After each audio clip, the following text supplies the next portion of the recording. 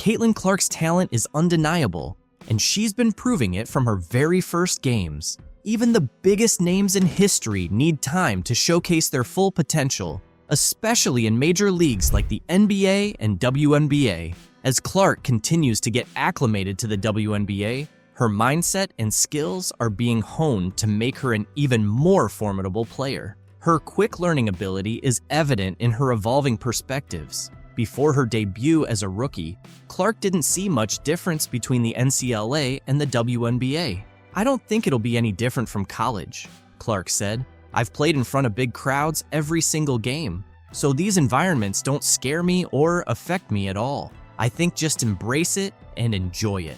I'm sure there will be a lot of basketball fans here who really appreciate the game." However, her perception shifted after her first game. She has since admitted several times that the WNBA game is much more physical than she anticipated. She experienced this physicality firsthand during the Indiana Fever's third straight loss on Saturday. "The physicality is definitely up there.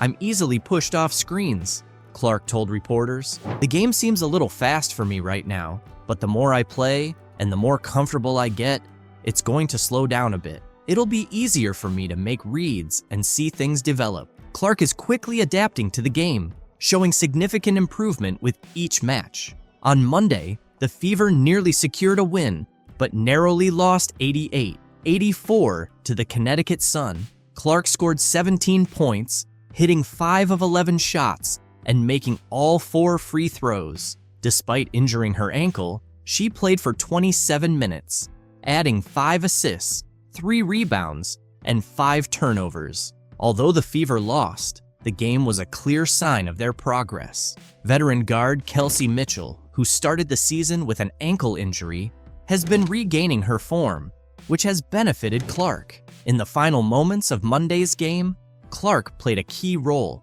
contributing to 17 of the Fever's 23 fourth-quarter points. The excitement surrounding Caitlin Clark is at an all-time high, and for good reason. Some frustrated fans have even edited the Wikipedia page of Indiana head coach Christie following Clark's first 2 WNBA preseason games. Clark played in 2 preseason matches for the Fever, but has not yet participated in a regular season game. Fans are already expressing their dissatisfaction with side's management of Clark, who is expected to be a key player in the WNBA. Clark had a strong preseason debut against the Dallas Wings, but shot 4 for 12 in last Thursday's game against the Atlanta Dream. Sides commented on Clark's performance, saying, "I think she's used to some shots that she's taken in the last few years that are just those shots she's going to get open looks. She's got to figure it out. I gave her a rule the other day. She has 0.5 seconds to make a decision." Christie sides also talked about Clark needing to change some habits. When she gets off the ball and hits someone in the high post, she tends to hang out and dance around.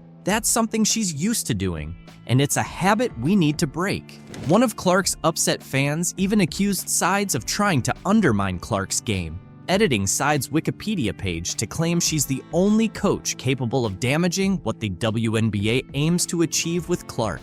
The edited entry in the Indiana Fever section reads, "Sides got her first head coaching job in 2022 when she was hired as the 9th head coach in Indiana Fever franchise history and the only coach that could possibly ruin what the WNBA is on track to accomplish by ruining Caitlin Clark's game." During Caitlin Clark's pregame warm-up in Brooklyn on Saturday, she paused for an interview with NBC's Today hosts Hoda Kotb and Jenna Bush Hager. Later, she posed in uniform with Trailblazer Billie Jean King.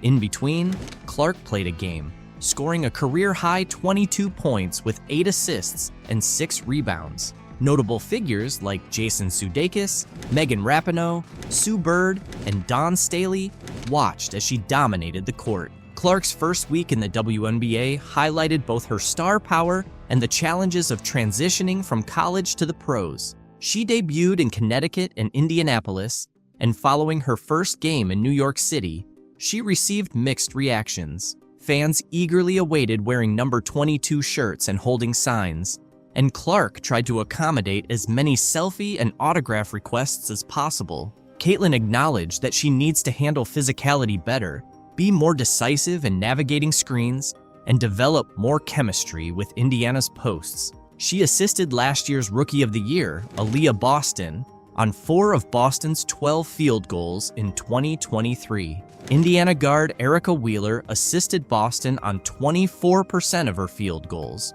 according to PBP stats. Clark's assists to Boston haven't been evenly distributed across games. The Fever knows they have much to improve on as a team.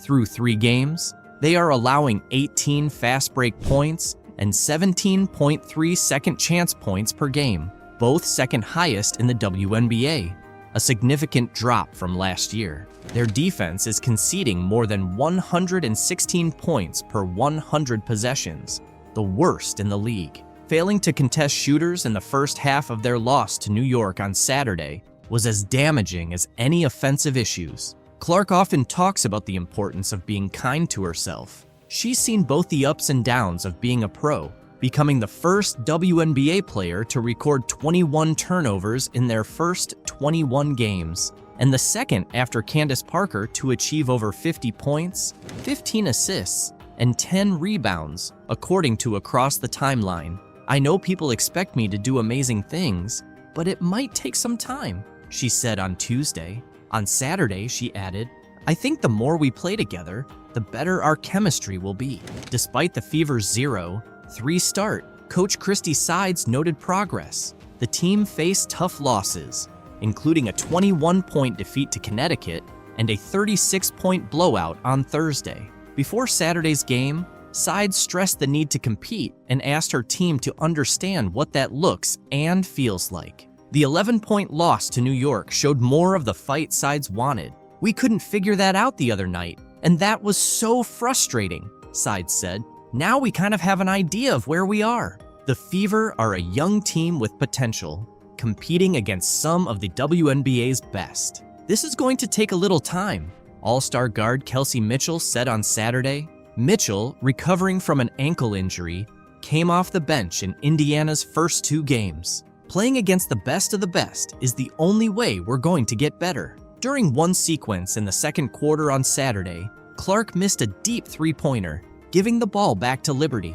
On New York's next offensive possession, Ionescu faked a pass, then nailed a 3 while Clark failed to contest. Running back on defense, Ionescu shrugged as if to say Clark shouldn't have left her open. "She never stops moving," Clark said of Ionescu. "She's always on the move, always got a bounce in her feet, and I think that's something I can try to replicate in my game." Clark is getting used to her new pro routine. At Iowa, the Hawkeyes would sometimes show up 90 minutes before tip-off, warm up, and play. But for Tuesday's opener at Mohegan Sun Arena, she arrived more than 2 hours early. In the locker room, Clark ate a peanut butter and jelly sandwich and joked with Wheeler while getting a massage. "She's not used to being at the gym this early, so I told her she needs to find things to do, whether that's stretching, watching film, or filling the time," Wheeler said. Clark hasn't had much downtime, as Indiana's opening stretch includes 7 games in 12 days, with matchups against the Sun, Seattle Storm, and Las Vegas Aces in the next week. When asked about her activities outside of basketball, Clark said, "I'm about to move into my apartment, so I'm moving out of the hotel. That's fun." Veteran Fever center Mika Catchings praised Clark's composure, saying, "I'm so proud of how she is as a person. I just hope we can band around her.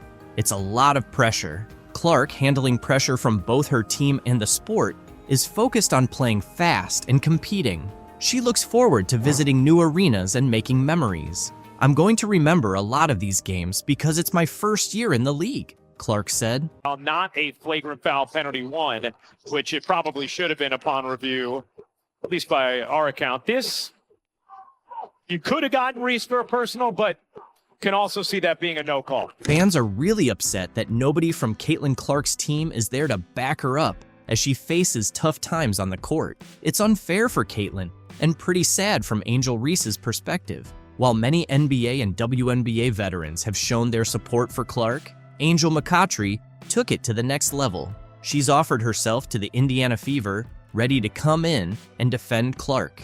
"Caitlin, she's a great player. I'm a fan of her. You know, I think are girls jealous? I don't know. She got $28 million from Nike. She's getting a $28 million deal from Nike, which is huge considering that half of the WNBA players won't even make $1 million in their entire careers. A retired 5-time WNBA All-Star has stepped up, offering to be Caitlin Clark's bodyguard as she keeps getting targeted by other players. Angel McCoughtry, now 37, weighed in on the recent buzz surrounding Caitlin Clark after Chennedy Carter's cheap shot on Saturday. Clark's fans are hoping for someone to step in and protect the Indiana Fever star since her current teammates aren't doing much. Speaking with TMZ Sports, McCoughtry said she's willing to come out of retirement to be Clark's bodyguard if the Fever needs one. She's got more than just a tough attitude on the court. The 2-time WNBA scoring champion, drafted first overall in 2009, sounds ready for a fight. Lead. McCoughtry skying in, able to finish in the foul. Take care of your players, all of y'all, McCoughtry said. Take care of your players. All of y'all. I mean, I don't care who it is. McCoughtry said it boldly, showing her willingness to join the Indiana Fever to defend and support Caitlin Clark. Former NBA players and others in the basketball community have raised concerns about protecting Clark as some WNBA players try to gain a physical and psychological edge over her.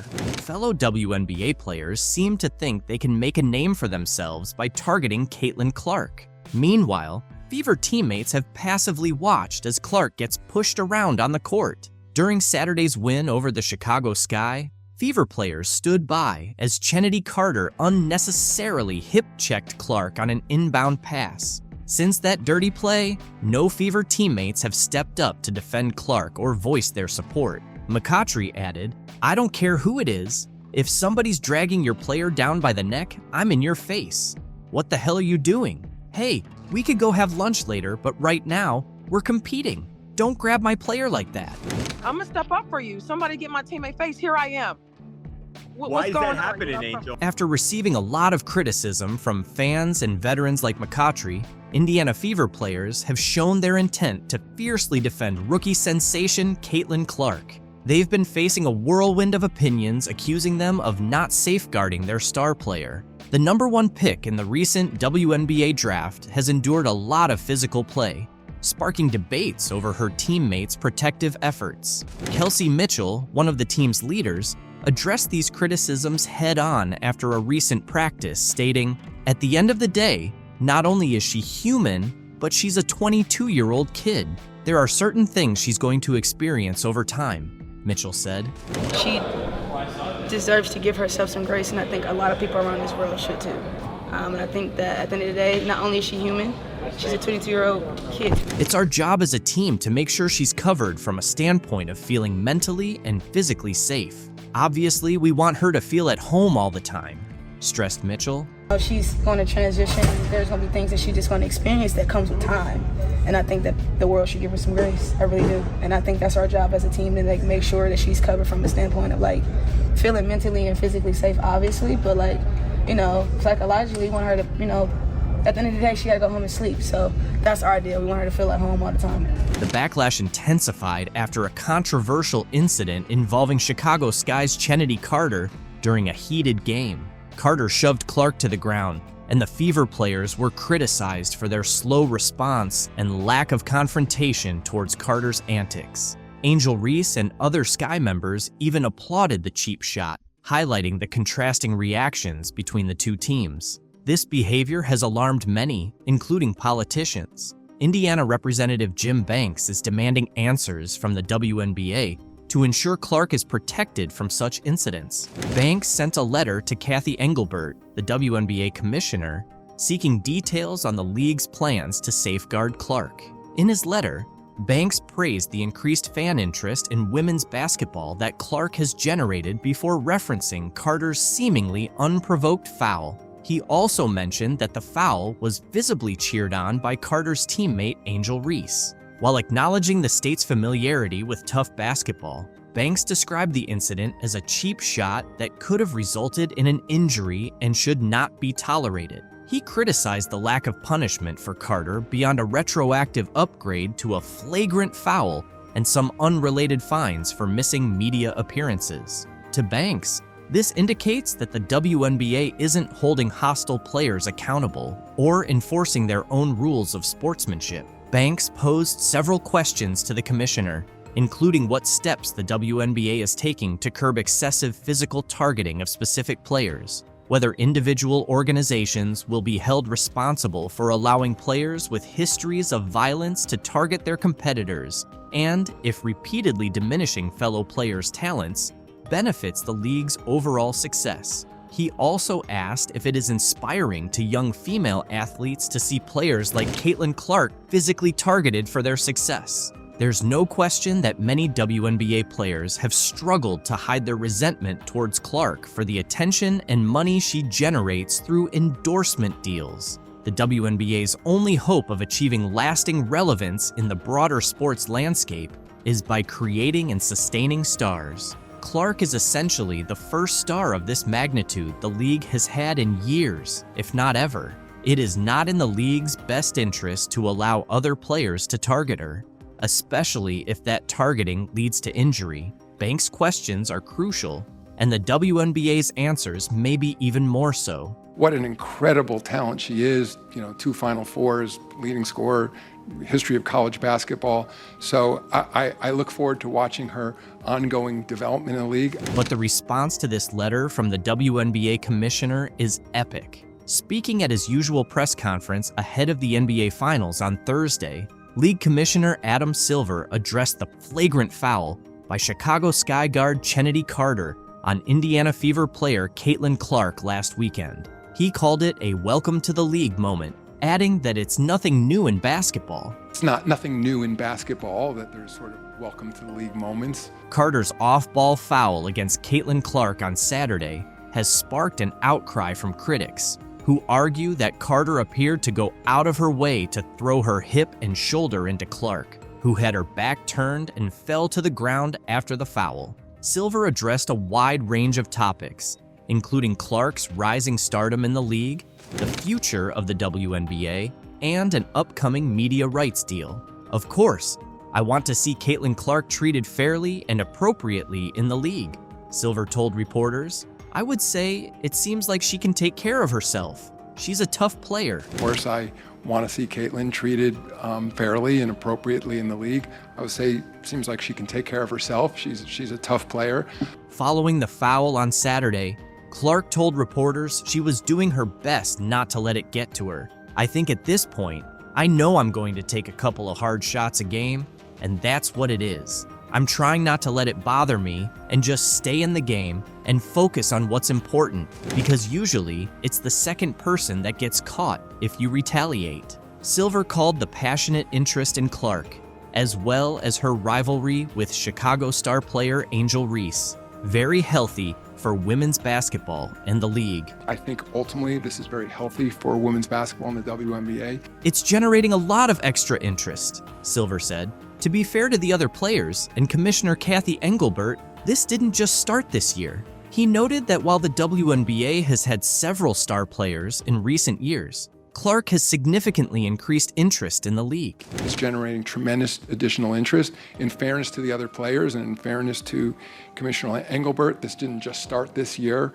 Certainly, we're seeing an acceleration of it with Caitlin, but many individual stars who came in this league in the last several years, and then again, I've been with the league for a long time, so I was there the early days with Val Ackerman, and of course David Stern when we developed the WNBA. If you look back at our original business plan from 28 years ago, we didn't anticipate it would take this long to achieve the level of popularity we're seeing now, Silver said. Ultimately, I don't want to make too big of a deal about one player or one call. However, the growing rivalries in professional basketball, both between teams and individual players, can be beneficial for the sport, he continued. If you went back and looked at our original business plan from 28 years ago, we didn't think it would be such a long timeline to kind of break into the sort of popularity we're seeing now.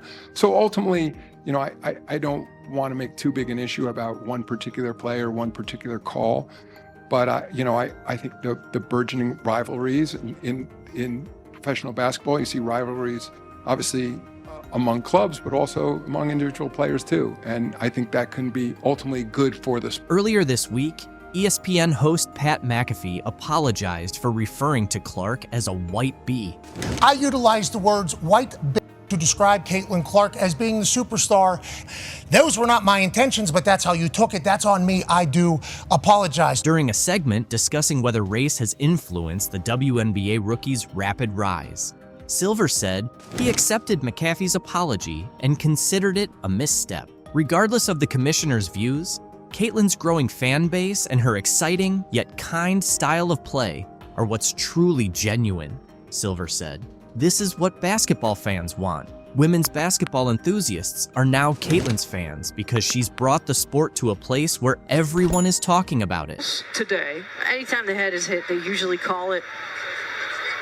And, she gets her really hard there. Any contact above the shoulders. Angel Reese hit Caitlin Clark right on the head and ended up getting benched for it. To be honest, this situation isn't as glamorous or joyful for Clark as it might seem. The physical demands and the pressure of expectations, both on and off the court, have been tough. Adding to that, the stress from social media and various conspiracies has made things even harder. Clark talked about how challenging it all has been. Younger than that at times, and I'm trying to navigate moving to a new city by myself. I'm trying to navigate, playing in a new league on top of everything else that has come with it. And in the midst of all the chaos, Caitlin Clark is trying to stay calm.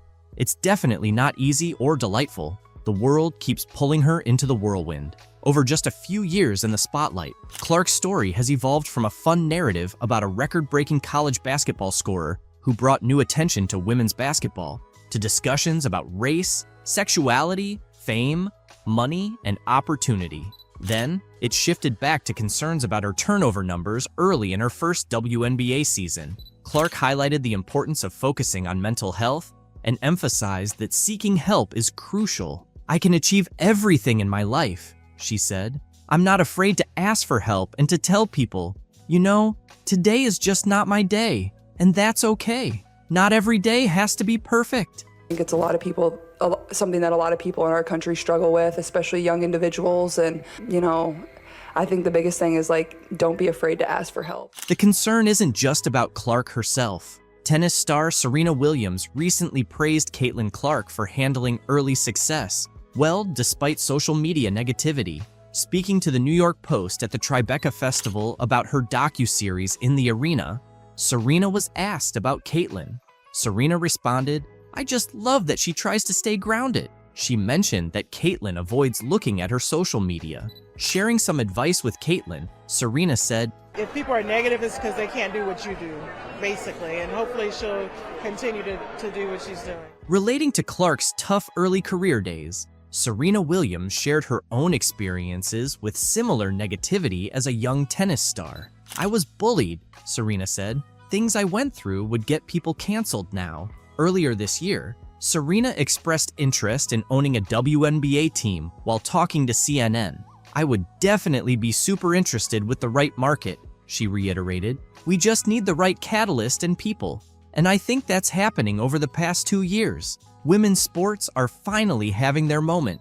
Big stars like Serena recognize Caitlin Clark's unprecedented rise to fame. She's one of the most popular athletes on the planet, and she hasn't even played her first WNBA game. In her first 14 games, Clark is on track to win Rookie of the Year, averaging 15.6 points on 36.7% shooting, 32.2% from three, 4.9 rebounds, and 6 assists. However, she's also facing intense physicality and committing a league-high 5.5 turnovers per game. Amid all the attention, fans are concerned about her mental health and well-being. Being famous has its perks, but at just 22 years old, there's worry about whether Clark can handle the long-term pressure. In ESPN's Full Court Press series, Clark admitted she sometimes wishes she were normal because all the attention and press can be draining.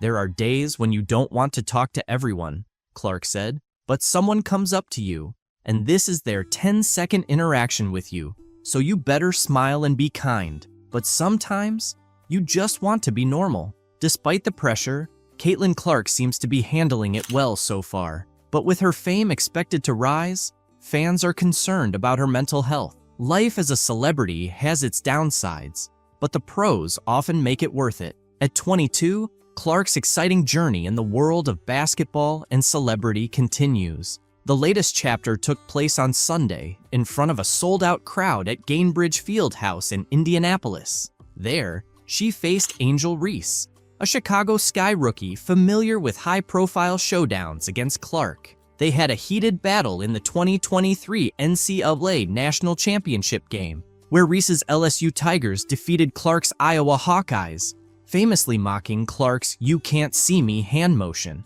Clark and Iowa got their revenge when they knocked out Reese and LSU in this year's Elite Eight in April. Attendance and merchandise sales spiked, and everyone assumed the latest Clark-Reese game would set viewership records. "I think it's the emotion and passion we play with," Clark said. "That's something that wasn't always appreciated about women's sports, and it should be. It makes it fun. We're competitors, and that's how the game should be. It's going to get feisty and physical, but both teams are just trying to win." In their second professional meeting, the Fever earned a 91-83 win, with Clark delivering her best all-around performance of her 15-game career. She scored 23 points on 11 shots, adding 9 rebounds, 8 assists, and 2 blocked shots. In a dramatic turn, Reese hit Clark across the head, sending her to the floor as she attempted to block Clark's layup in the third quarter, earning Reese a flagrant foul. Clark's reaction was unexpectedly composed. "What's going through my mind is, I need to make these 2 free throws," she said. "That's all I'm thinking about. There are unlucky moments in the NBA, and then there are even worse ones, like missing a game-winning shot by just an inch or celebrating a bit too early." This video highlights some of those unfortunate moments. For example, all New Orleans needed was one defensive stop to win, but instead, a player accidentally tipped the ball into his own team's basket. Incredible. That might be one of the most unbelievable things I've seen. Goran Dragic was on defense when the ball took an unfortunate bounce. Step forward. Oh my goodness. Oh my goodness. This fan decided to propose to his girlfriend in front of thousands of people, but things didn't go as planned. First, she tried to lean in and tell him it wasn't the right time. Then, she just ran off, leaving the poor guy on center court doing the walk of shame with a mascot. If that's not unlucky, I don't know what is. And even Michael Jordan, the GOAT who rarely makes mistakes, has had his share of bad luck, like the time he went for a layup and the ball got stuck. Oh, look at this! In this play, not only does Steven Adams get scored on by the player he was guarding, but the ball also ended up in the most unfortunate spot after going in. Luckily, it didn't cost him the game, because with just 1 second left and the Heat down by 3, Bam Adebayo got the ball and tossed up a prayer. There's the miss. Adebayo, holy cow! That ball was just inches away from being the luckiest shot ever, but Glenn Davis was inches away from seriously hurting someone. He chased after a loose ball and ended up crashing into some fans. Imagine paying a ton of money for those seats, only to get flattened by a 300-pound player. Now, that's unlucky, but some fans have it even worse. Like this girl, who bought courtside seats only to find herself sitting behind the tallest guy in the league, 7'6" Taco Fall. Seriously, either get her a booster seat or give her a refund. This is ridiculous. And speaking of ridiculous, James Harden once made a dunk that the refs didn't even count. Oh, he missed it! No, that was good. As the game was winding down, the Hawks needed a bucket to secure the win. But when Trae Young went to score, the ball got stuck on the rim. His teammates couldn't believe it. And speaking of disbelief, you won't believe what a referee did to Steph Curry. It was a perfect pass if the target was his face. Then there's Kemba Walker, who pulled up from 3 and started celebrating a bit too early. Honestly, I would have been dancing too. It looked like it was going in, and I could have sworn Baron Davis won the game for the Hornets with a buzzer-beating 3, but the refs ended up calling it off. Davis at the buzzer! No, yes, no! It's waved off. Bernie Fryer says no, it will not count. That ref must have been watching a completely different game because that shot should have counted. And speaking of shots that should have counted for something, this next one really should have. A fan had the chance to win 6 months of rent paid, and then this happened. 3, 2, 1. Oh, man. I guess he's stuck paying that mortgage because this guy was left scratching his head after his free throw touched every part of the rim and somehow didn't go in. What more can you do? It was in twice and still missed. Sometimes, it's just not meant to be. Just ask Kevin Durant. The Nets needed a three-pointer to win the Eastern Conference semifinals. And when KD took his shot, he needed to be behind the three-point line. But instead, he stepped on it. So instead of winning the game, Brooklyn tied it and sent it to overtime, where they ended up losing. They were one pinky toe away from winning the series. That's a total bummer. But this next moment is just painful. Jalen Brunson got karate chopped by his own teammate. Ooh, and a shot to the face of Brunson. This Warriors fan was sitting courtside and ended up right in the splash zone. Blake knew exactly what he was doing, but karma caught up with him in Brooklyn when he ran into a brick wall, his own teammate. Extra feet, oh wow. 2 Nets go down. Blake, the guy was standing right in front of you, and you still ran into him. Come on, man. And speaking of common sense, this referee could have used some too. He got steamrolled by Devin Booker. They want to be in the very near future. All right, K-Ray. Booker making the steal, goes down hard, and he's still on the floor. It seemed like Booker took the hit worse than the ref, but Sam Decker had it even rougher. He was gearing up for a wide-open dunk and ended up taking a seriously unlucky fall. Was measuring his steps and everything, man. Yeah, there we go. But the ball hit him in the face twice. No, once. Just once. Anthony Davis got caught slipping as well when he almost got injured by a mop. AD, look out below. Finger roll. He was almost off balance when he left. Yeah, and he slipped on the mop down there. Things aren't looking good. Anthony might miss 3 months after that. Meanwhile, this fan is missing their beer because Kyle Lowry accidentally knocked it out of their hands. Falling in that front row, the fans covered. Oh. When Kyle Lowry is falling into your lap, you better move quickly, just like Carmelo Anthony did. With only 6 seconds left, he had to launch a shot to try to win the game. But this happened. Anthony puts up a 3, 80 out. During a jump ball, Darko Milicic accidentally put the ball into his own basket. Tapped up and in. After the jump ball with Darko Milicic. The man was shocked, and so was Ken Bazemore. Even though he blocked Kyle Lowry's shot, the ball still went in. Pick by Lowry. Piling up the blocks. There's Baze flying through the air, ends it, and then it goes up. And right in the basket. In this play, Jeremy Sochan should have been defending his face because he took a bullet pass from Russell Westbrook straight to the dome. Lonnie was thinking about going a little back door that time for the jam. In this game, Kobe took a shot that seemed destined to go in. He had the ball halfway down the basket, but it somehow popped out. It's like the basket's cursed or something. But this next moment is so unlucky, it should be in the Hall of Shame. A Sixers fan was chosen to shoot a half-court shot for a prize. And while in the past, some people have won TVs, brand new cars, or even $1 million, look at what this guy ended up winning. If you make a half-court shot, everyone in here gets a Chick-fil-A biscuit. This is for anybody! 5, 4, 3, 2, oh! This guy just made one of the toughest shots ever and ended up with a $3 biscuit. I really hope it came with butter because that's rough. But let's move on to the final unlucky moment. During warm-ups, Kevin Durant was messing around and punched a ball into the air. When it came down, it landed in the unluckiest spot. And it landed on somebody. You just see a bunch of people go surround the guy. And I saw an old man with a veteran's hat on. I'm like, oh, this ain't good. It hit his glasses. It cut the man. Kevin ran to the stands, profusely apologized, left.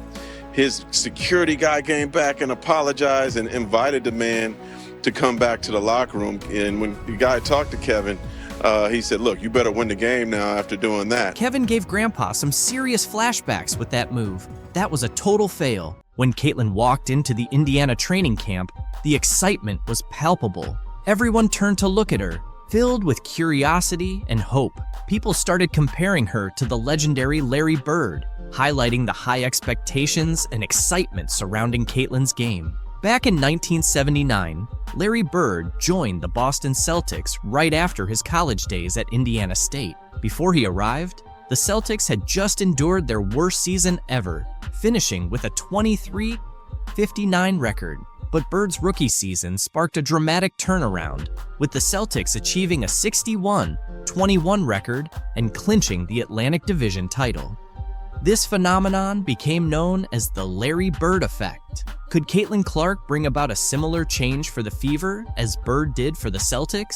Last year, the Fever finished with a 13-27 record, and the year before, they had the worst record in the WNBA at 5-31. The potential for transformation is clear.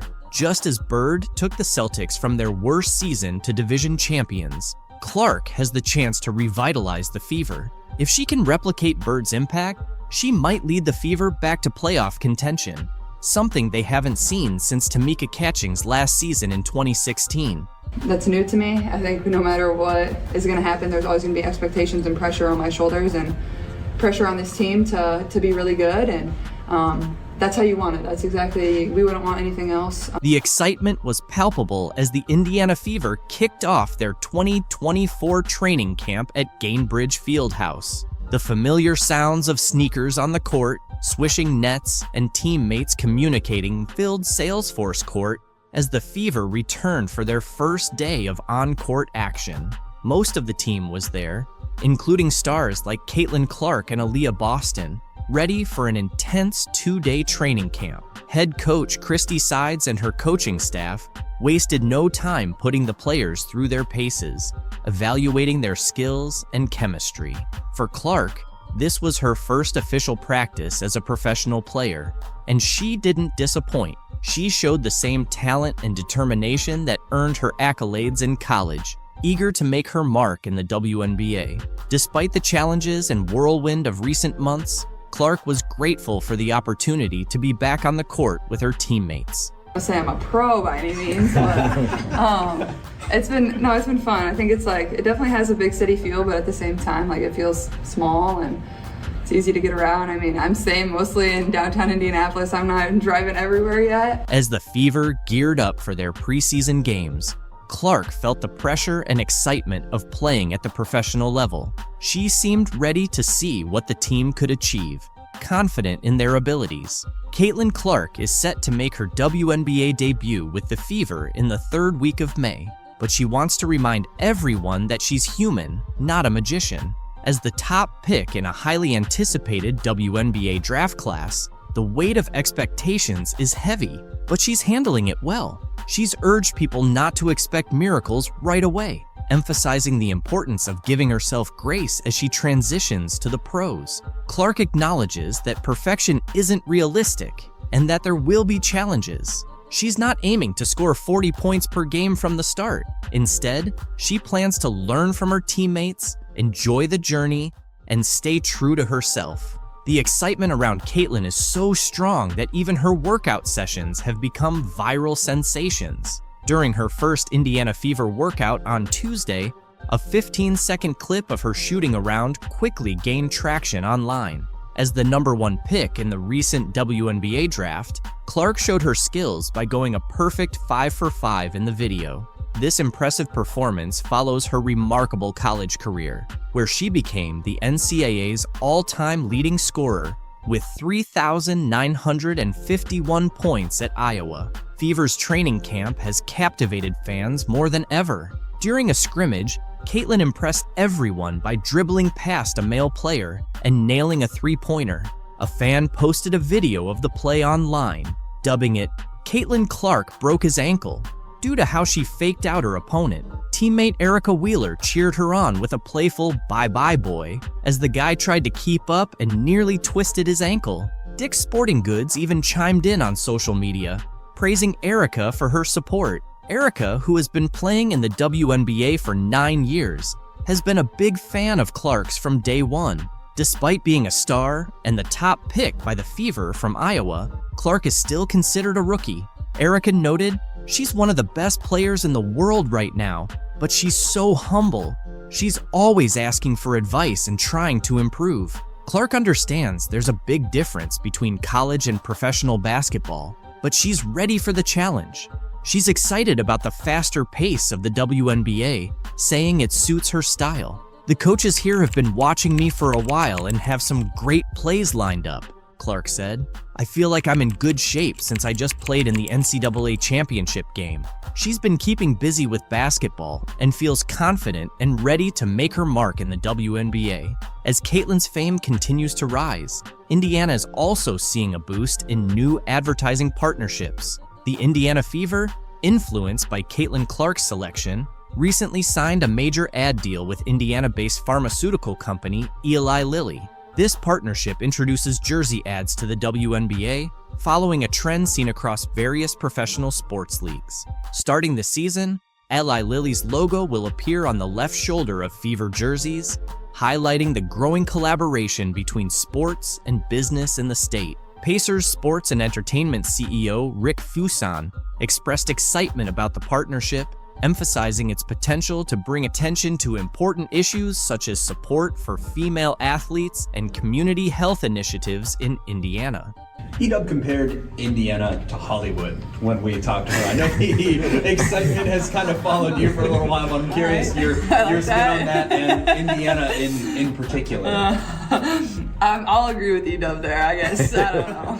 The excitement surrounding Caitlin Clark is unprecedented, and fans are eager to see her off the court just as much as on it. Fans are gearing up to watch Caitlin Clark make her WNBA debut this Friday, with the Indiana Fever set to take on the Dallas Wings in a preseason game. Despite being an exhibition match, ticket prices have surged, even surpassing those for a crucial NBA playoff game in Clark's new hometown. As of Wednesday afternoon, the cheapest ticket for the Fever versus Wings game was a whopping $595 on TickPick. Located in Section 209, Row MM at the College Park Center in Arlington, Texas, including all fees. These prices are comparable to many regular season NBA tickets, and notably higher than the entry price for Thursday night's Pacers-Bucks NBA playoff game at Gainbridge Fieldhouse in Indianapolis, which stood at $36 for the cheapest ticket on TickPick. The high ticket prices for the Fever Wings game can be attributed to the limited seating capacity at the College Park Center, which can only accommodate around 7,000 spectators. This situation has prompted several WNBA teams to upgrade their arena arrangements in anticipation of matches against the Indiana Fever. The Fever, in turn, hosted all their games that season at Gainbridge Fieldhouse after previously playing at the smaller Indiana Farmers Coliseum. Other WNBA teams, like the Las Vegas Aces and Washington Mystics, also shifted their home games against the Fever to larger NBA-sized arenas to meet the demand from fans. The WNBA's Dallas Wings experienced a historic moment as they sold out season tickets for the first time in the franchise's history just before their preseason opener against the Indiana Fever on May 3rd. The anticipation surrounding Caitlin Clark's debut with the Fever fueled a surge in ticket demand, driving up sales for the Dallas team. Individual ticket prices for Clark's preseason debut ranged from $210 to $350, with some exceeding $1,000 in certain sections, according to UTA Tickets. The Wings also saw a significant increase in overall ticket sales revenue, with a staggering 220% rise. And Angel Reese knows a ring is coming. The trolls are acting without class and are trending on Twitter after LSU star Angel Reese taunted Caitlin Clark with John Cena's "You "you can't see me" gesture after their win. Not just fans, but also sports commentator Keith Olbermann criticized Reese with a harsh tweet, calling her an I-word and warning her about the backlash that comes with messing with a new star who attracts thousands of new fans to basketball.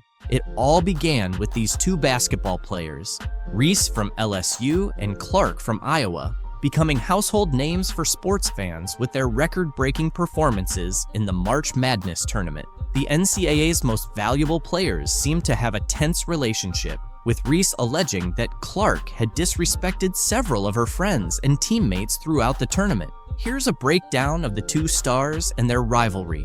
Reese and Clark faced off in the championship game, where Reese's LSU Tigers ultimately triumphed with a 102-85 win.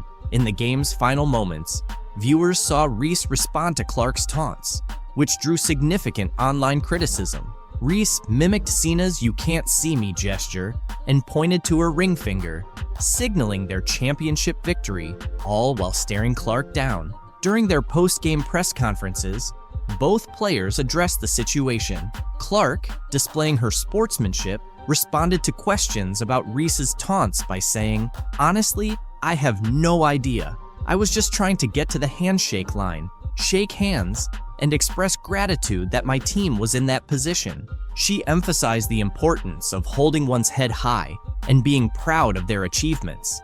This is how a star beloved by fans reacts. On the other hand, Angel Reese had a different take. In her post-game interview, Reese acknowledged Clark as a hell of a player, but noted that Clark had disrespected her teammate Alexis Morris during the title game. Reese made it clear that she doesn't take disrespect lightly. Since their post-game interviews, both Reese and Clark have addressed the discussions surrounding their taunts. Speaking with ESPN, Clark defended Reese, saying, "I don't think Angel should be criticized at all. No matter which way it goes, she should never be criticized for what she did." Clark further demonstrated her class, stating, "I think everybody knew there was going to be a little trash talk throughout the entire tournament. It's not just me and Angel." Despite her tearful post-game interview, Clark spoke to ESPN, acknowledging that the LSU Tigers rightfully earned their NCAA championship over her team. LSU deserved it. They played so well, and like I said, I'm a big fan of hers, Clark said of Reese. Clark's behavior off the court is truly exemplary. She always takes the time to appreciate other players, even though she rarely gets the same recognition in return. ESPN reported that Dr. Jill Biden was thinking about inviting both teams from the title game to the White House. This would be the first time the runner-ups were included in the celebratory visit.